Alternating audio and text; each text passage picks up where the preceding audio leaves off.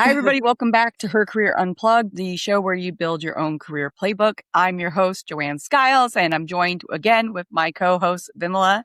And today, I'm really excited to introduce you to Bry Bird, a neurodivergent and award-winning creative strategist from Essex, England. Yes, from across the pond.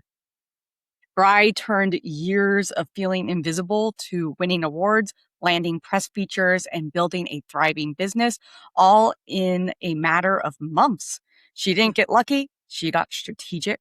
And that's really important that we all understand. So let's break down exactly how visibility works and why it's non-negotiable for our careers. Bry, thank you so much for being here today.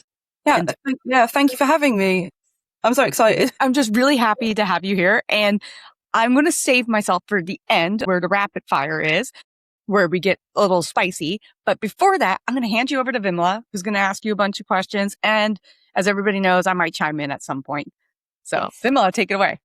Thank you so much. So a huge pat on our back that we are going outside US and we have our first guest, international guest. Bry, thank you so much for joining us today.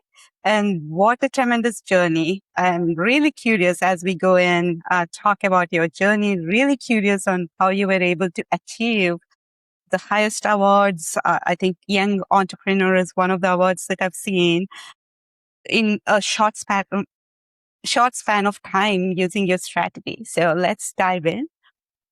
To begin with, I've seen you openly talk about feeling completely invisible in your industry.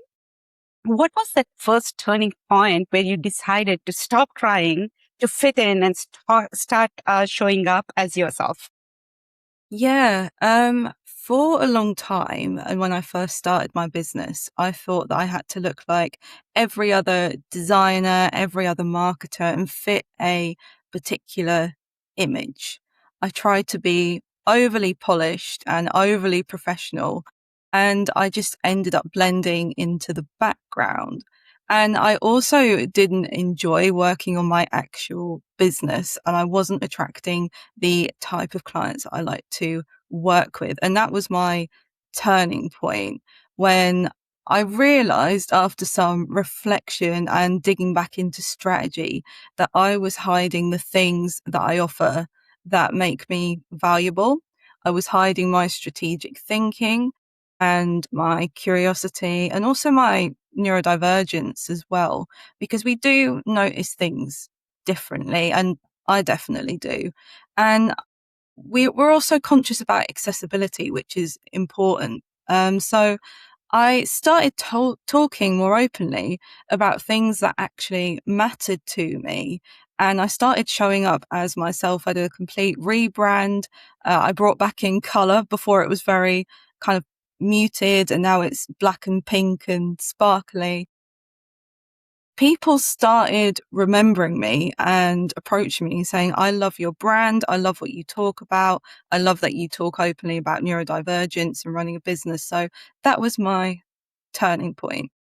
Awesome. Yeah. Can you just talk us on what you do for small businesses when, I'm just curious on once you switched, what do you do for small businesses? And what were the changes? Like, as you said, you changed it to have like some color and bring in the brand. Yeah. Yeah. Do you mean in terms of my kind of services, what I offer? Yeah. Yeah. Yes. Okay. Yeah, sure. I am a marketer slash designer, but I'm more of a strategist. I look at people's businesses across the board, the entire business. I look at their social media, I look at their website, and I look at their brand and positioning as well. And I'm a diagnoser. I identify problems and things that are bottlenecking inquiries and success for the business owner. And I feed that back in a really honest, but gentle and open and transparent way. There's no kind of marketing jargon. It's just, here's what works and why. I really value providing that transparency. Awesome.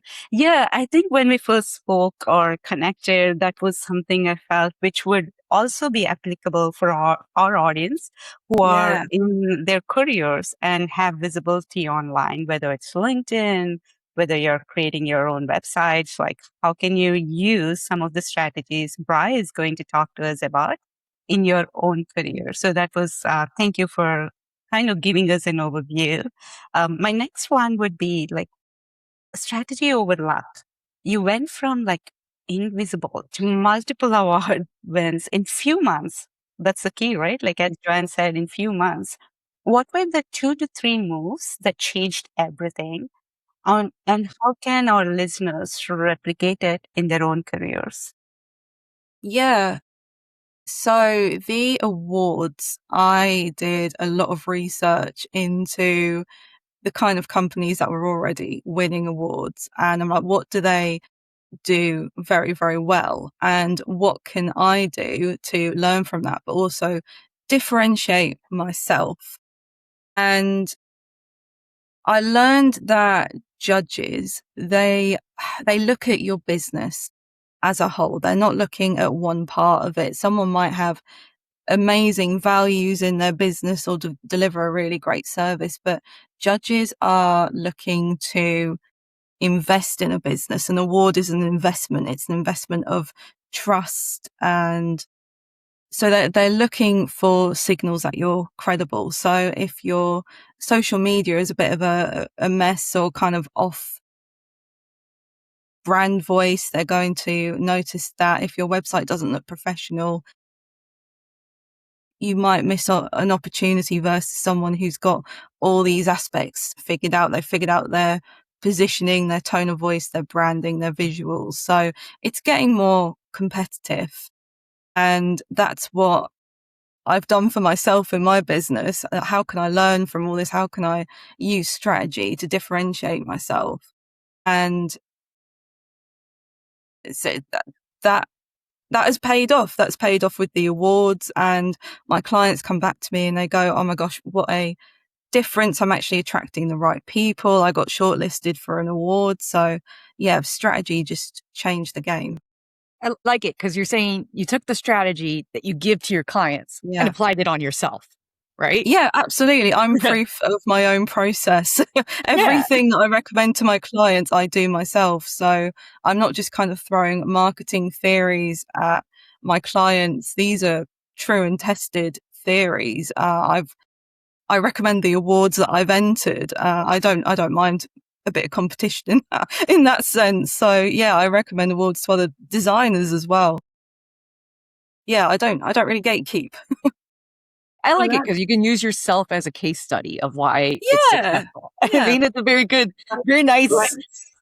Yeah. And then Yeah. your personal brand, like for those listening, like your personal brand is also a business in a way. Yeah. You have to approach it in that mindset. And it's very hard because it's personal. So it's hard for Yeah. us to remove it. But it is also something that is very important. I'm not that good at my personal brand, but we do Yeah. it. We are going to learn, right? Yeah. Yeah, exactly what got me curious when we all connected.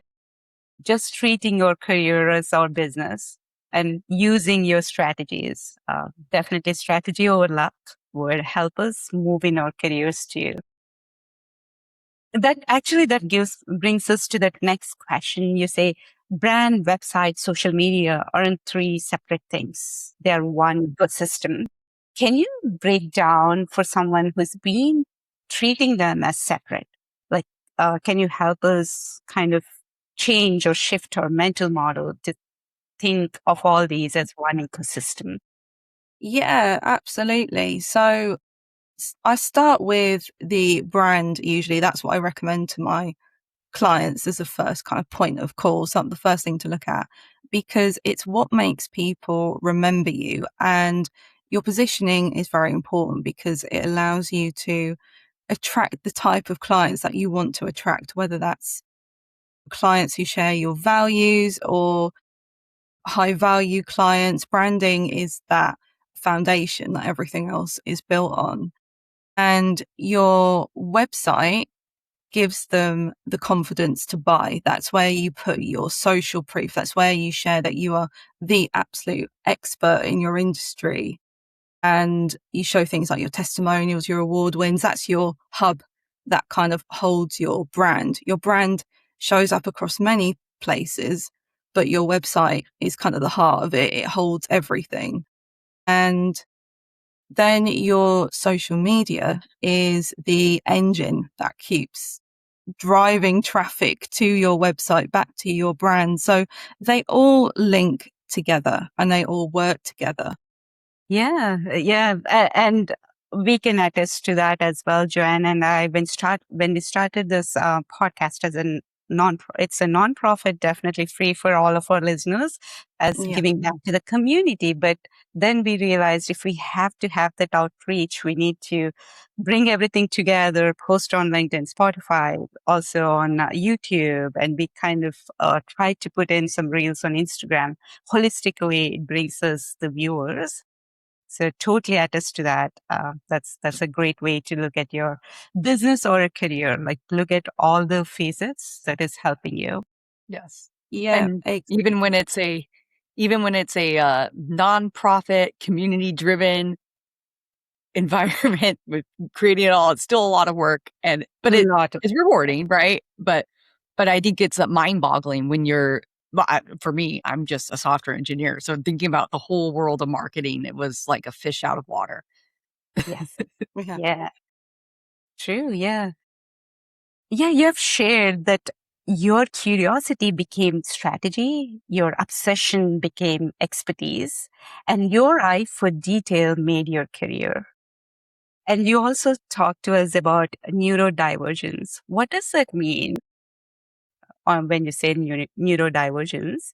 And how can you help from your expertise? How can you help other neurodivergent founders out there?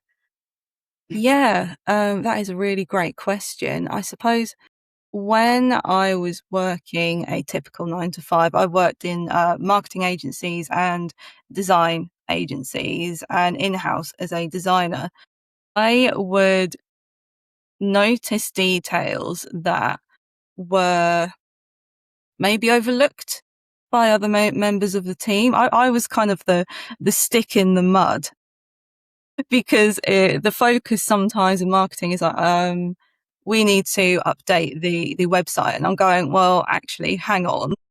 The content's not up to it, or the branding, that foundation isn't solid yet. So, I think a lot of people I speak to who are neurodivergent, they relate to that. They relate to that kind of focus on detail and seeing kind of the whole picture together, and also feeling maybe like, so to speak, as a stick in the mud like I did. But it's really, really helpful in my business because business owners, they need someone who can spot this. If you're running your own business, you're just too close to it. And people who are neurodivergent, again, this isn't everyone, I'm speaking for myself, and it's a kind of a common trait. A lot of us are really good at things like pattern recognition. And that's what branding is really. It's showing up consistently in the same places, like across your socials and on your website or Spotify, etc. It's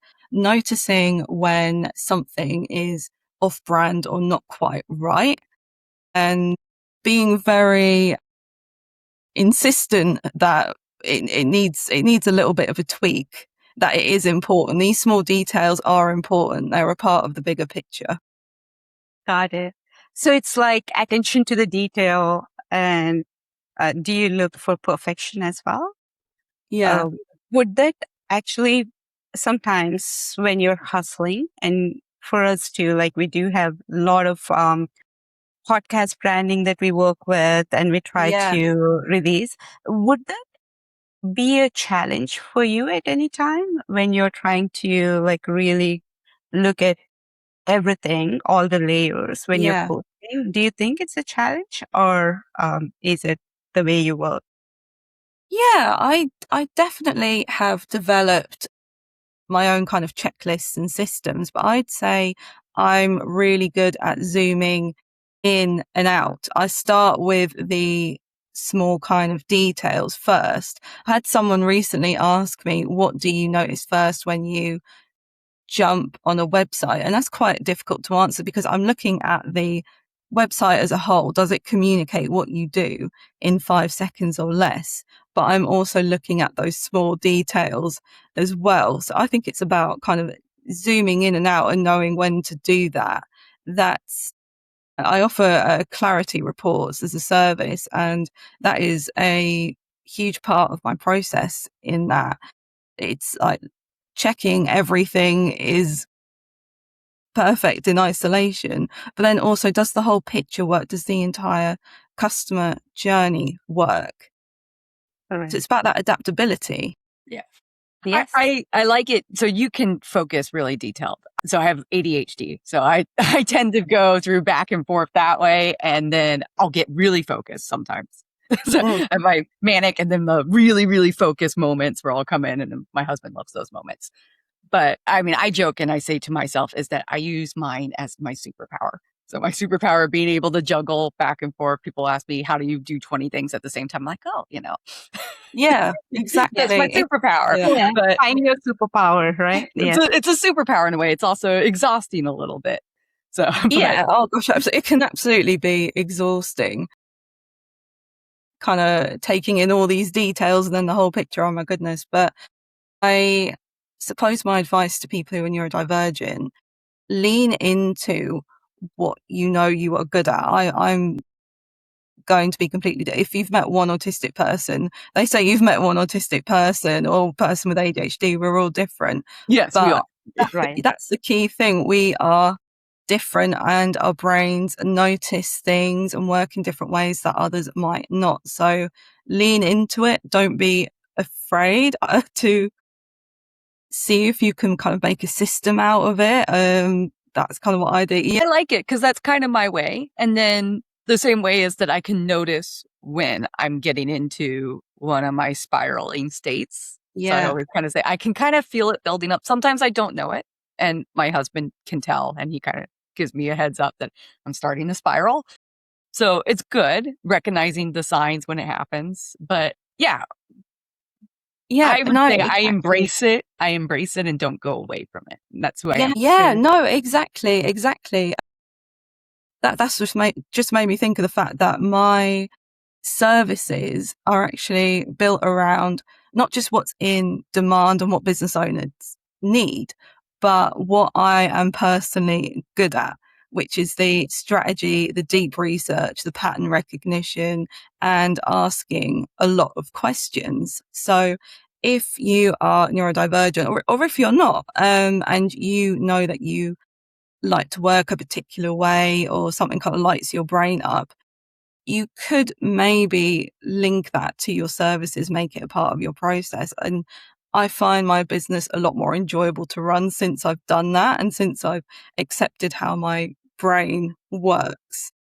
And I like it. That's the advice. Like, you find something that you love, and if you can apply that to your work, you're going to like your work. So Exactly. Yes. I think that's true for anybody, whether or not you're neurodivergent. So you don't need to have ADHD like me to have that truth, right? So I think that's, I love that. Yeah, definitely.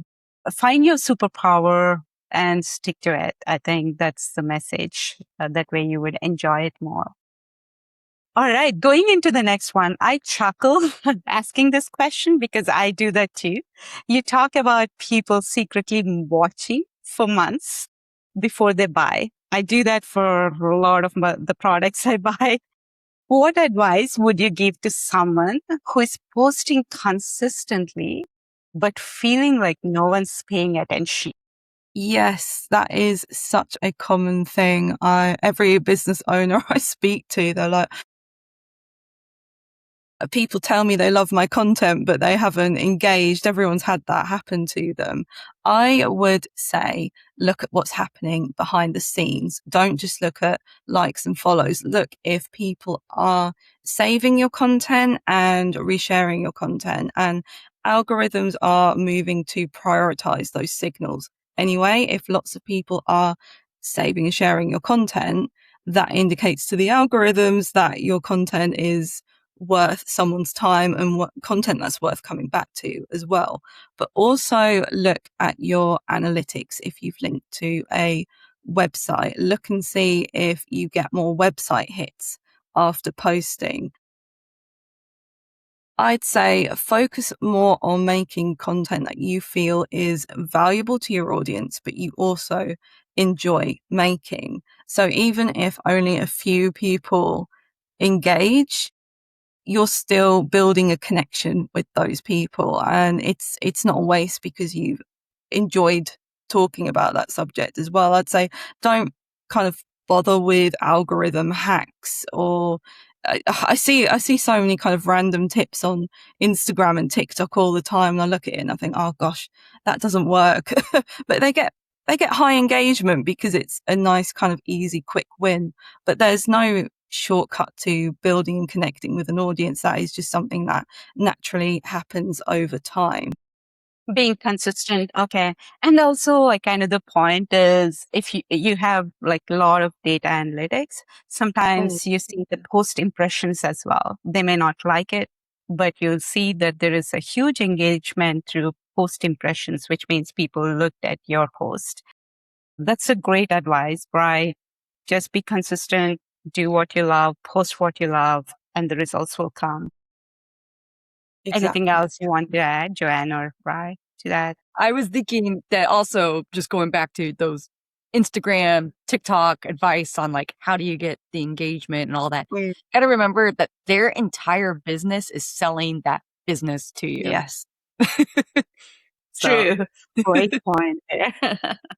Yeah, exactly. Like my biggest pet peeve and the thing that I try to do is fix all my algorithms so I don't see those posts.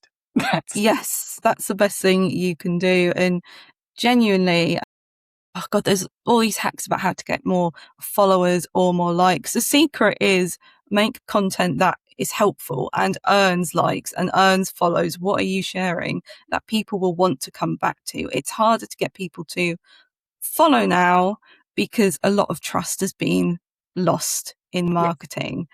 So you really need to kind of show up consistently and give people a reason to keep coming back to you, to invest in you. A follow is an investment, and explaining that concept to my clients has really changed their mindset around it.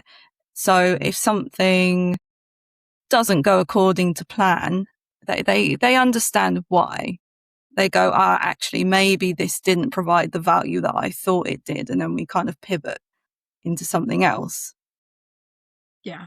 And I mean, Great at the same time, at the same time, like a follow is good, but it's very easy for someone to unfollow when you decide to just completely change your voice from something that you're used to. So like being consistent is really important. And when you do something that's outside of that reason, don't be shocked when people decide they don't like that anymore. Right. Exactly. Yeah. Yeah, great point and great suggestions on posting and trying to be consistent on social media, how to work through different contents as well. Another question, you believe good design should work for actual humans. What does that look like in practice? And where do most businesses get it wrong? Yes, there's a big AI debate going on at the moment. AI everywhere. Yes, there is. I have my personal feelings on it as someone who is a designer, marketer, etc. But I don't personally give my clients or my audience a hard time for using AI. I just aim to educate them about it. And as part of my process, when a client onboards with me, I have the honest discussion that I'm a human focused marketer and we should leave AI out of the process, out of the design process, out of the writing process, the testing process. And also when they feed back to me, I ask that they don't kind of screenshot things or grab my copy and run it through AI. Firstly, because the AI is trained to give you at least one bit of feedback or tell you that something's wrong about it. And more importantly, we are marketing to other human beings. We aren't selling to robots. So I don't personally believe it has a place in my process. Other people feel different, and that is fine.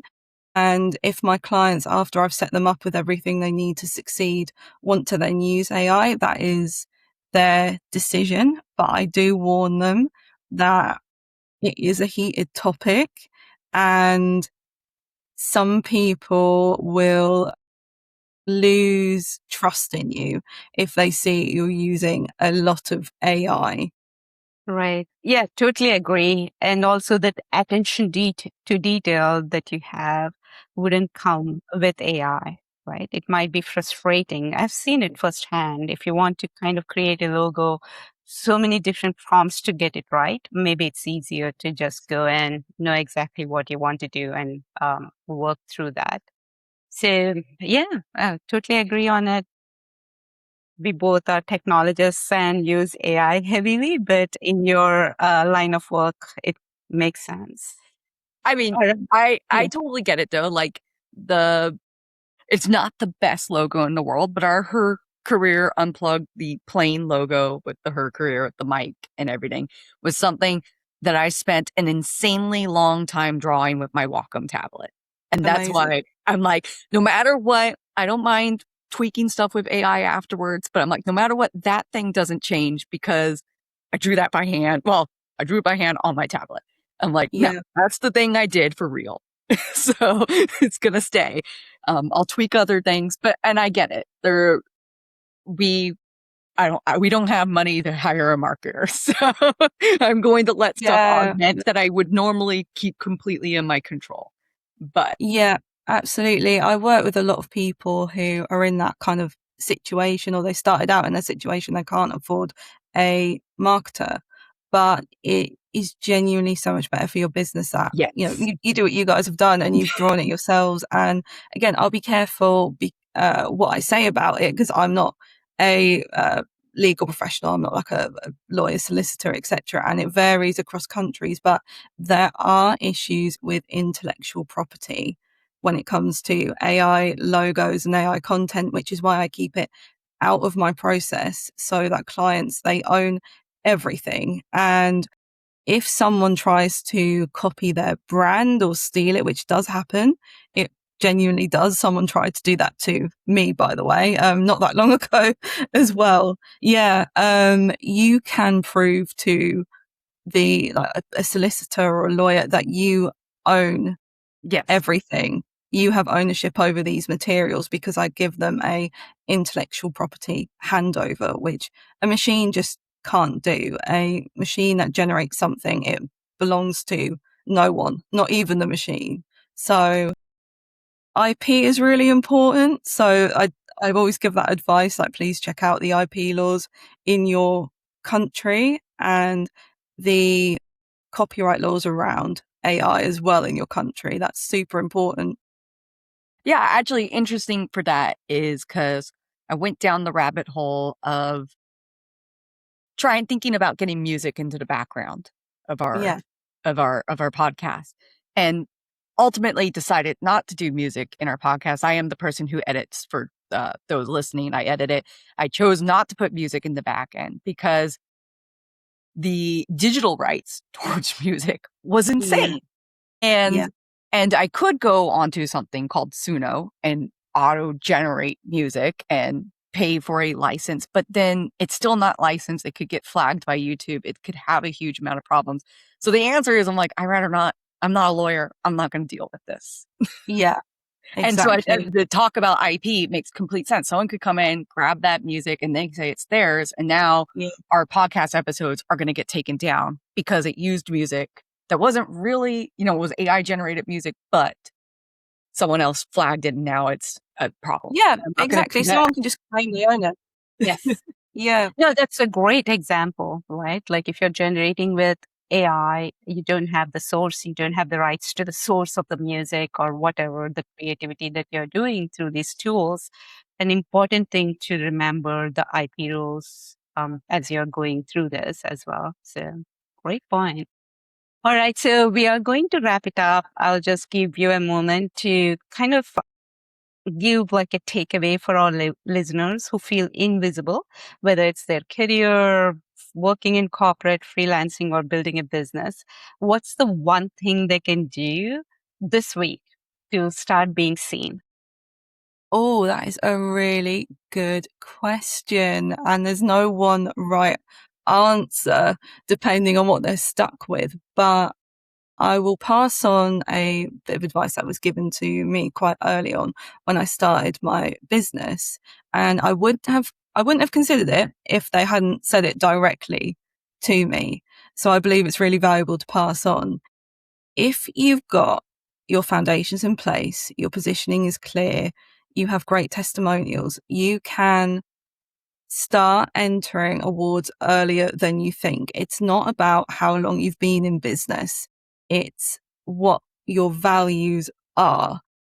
How do you come across? How do you serve your clients in a different way than to what everyone else is doing? So honestly, don't wait. Even if you don't win, a shortlist is an amazing credibility point, and there are also incredible networking opportunities. I've met so many amazing women and men as well in business through these awards, and some of them I look up to like mentors as well, because they've been in business a lot longer than I have, and I learn from them. And if for example, I'm looking for a particular type of person to help me or speaking opportunities, I can ask them, could you put in a good word for me? So they are amazing opportunities to take advantage of, and don't be scared to start putting your business forward as early as you can. Love it. Joanne, let's go for awards for her career unplugged. Let's take it away for ourselves too and to our listeners. Just look for those award let's not hold back. And opportunities. I think that's great That's advice. great advice. Love it. Even if it's not awards, it's whatever it is that you want to do, go for it. Like Exactly. Just biggest do advice, like something. people Yeah. say, how do I speak at conferences? And I'm like, make a submission to speak at the conference. The worst that can happen is they say no. Exactly. So I love it. I love it. And you learn from it and you make really good connections from that. Yeah. As well. And I'm aware that there are people who are listening who don't run businesses. There are awards for literally everything. You wouldn't believe some of the awards I found for my clients, like, for example, best dog gifting website. I don't know, there's loads of things. So if you have a hobby or something you're good at, have a look on Google and see what's out there and what you can put your name forward for. Because again, the worst thing they can do is say no, but you will still meet people who are like you and interested in what you do. And that can really make a difference in your career. And also, if you maybe feel a bit isolated, you open yourselves up to this community who gets you. Yeah. I love it. Yeah. I'm inspired. Yeah. Very inspired. I think the last was the best. You had such a great advice for everyone to take. And I thoroughly enjoyed our conversation today. With that, I'm going to hand it over to Joanne, who's going to talk to you in the rapid fire round. So over to you, Joanne. Yeah. So this is the part for all of us that we get unplugged. We're going to move quickly. I'm going to ask you some questions. We'll just answer it quickly. Okay. And let's just get into it. So, one word to describe your brand. Human. Favorite social media platform right now. Substack. If you haven't checked it out yet, Substack is awesome. Love it. Yes. Yeah. All right. Subscribe to my Substack. Okay. Biggest career myth women need to stop believing. That your work speaks for itself and great work deserves visibility too. Yes. Good one. Good one. Most underrated marketing tip. Talk to your customers because they'll tell you exactly what your marketing should say. Nice. Best award you've won or been shortlisted for? It's quite recently, the East of England Startup Awards. there were over 2,000 businesses that applied for those.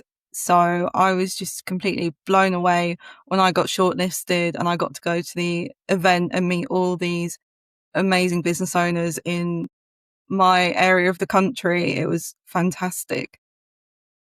And best investment you've made in yourself? Learning strategy and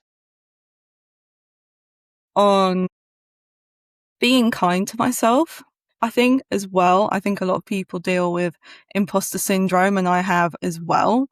So work is important, but so is rest and mental health days. So see that as an investment, book it into your week. That's what I've ended up doing just to make sure I have that time.